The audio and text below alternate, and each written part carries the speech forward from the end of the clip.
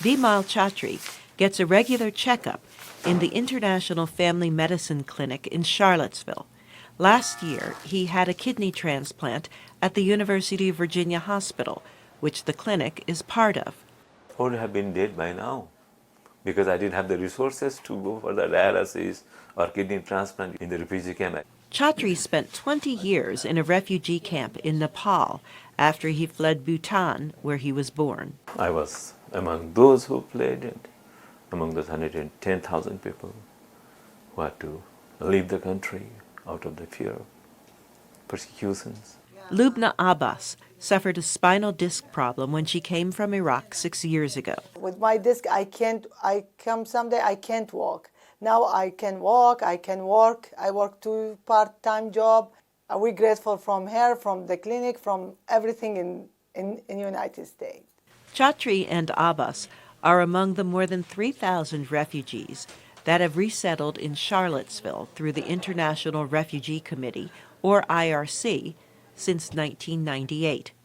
Most of them have received health care at the clinic that provides one-stop service for them.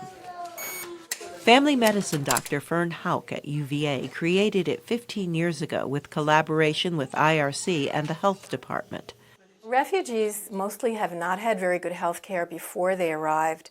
So when they come, they have many problems, often both medical and psychological. We need to understand their problems. We need to be aware of their cultural background and their beliefs and their prior experiences. So I felt that that could be best done in one setting, in our clinic, where then I could train other doctors, our nursing staff, all to have a much more comprehensive approach to the refugees.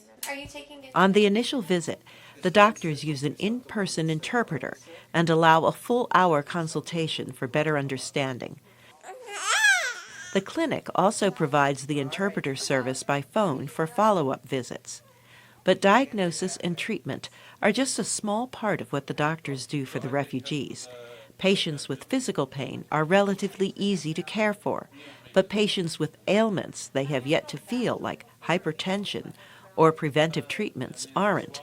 A lot of the women, for instance, have never had a mammogram, have never had a pap smear, so we're explaining these tests. Why do we do them here? Why do we recommend them? So we do also a lot of patient education. Even more difficult are mental health issues like post-traumatic stress disorder and clinical depression many refugees have sustained.